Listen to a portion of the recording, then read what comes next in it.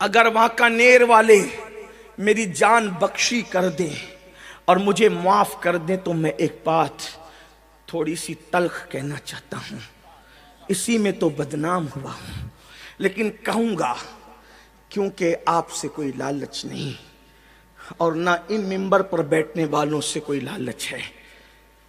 پیر کا بچہ پیر بننا چاہتا ہے لیکن عالم کا بچہ عالم نہیں بننا چاہتا۔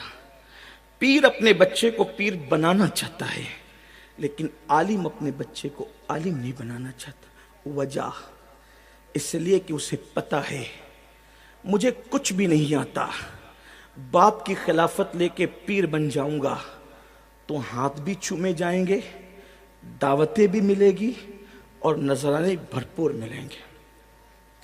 لیکن عالم کا بچہ عالم اس لیے نہیں بننا چاہتا اور عالم اپنے بچے کو عالم اس لیے نہیں بنانا چاہتا کہ امامت کر کے ان جاہل ترشٹیوں کی اتنی باتیں سنی ہے۔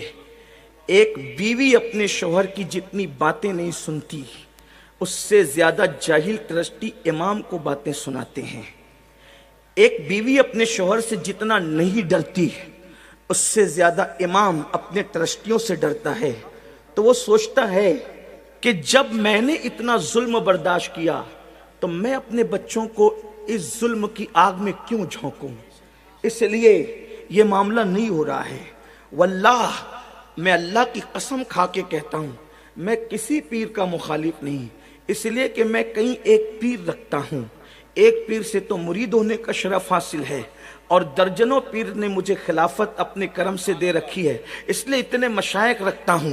پیروں کی بے ادبی کو میں گمراہی سمجھتا ہوں، سچے پیروں کی بے ادبی کو سوء خاتمہ کا میں ذریعہ سمجھتا ہوں، اس کا سبب سمجھتا ہوں۔ لیکن آپ سے پوچھتا ہوں اس کے قصوروار تم ہو، تم کہ تم نے ان جاہلوں کو جن کو کلمہ پڑھنا بھی نہیں آتا ان کے ہاتھ تو چومے، لیکن وہ علماء جو تمہاری بچے کے کان میں اذان سے لے کر تمہارے باپ کی نماز جنازہ تک پڑھاتے ہیں، تم ان کے ہاتھ نہیں چومتے، تم ان کو اوپر نہیں بٹھاتے، تم تو کہتے ہو یہ 2 کوڑی کا مولوی کیا جانے۔ لیکن جانتے ہو جس کو تم 2 کوڑی کا مولوی کہتے ہو اسی کو خدا اللہ والا کہتا ہے۔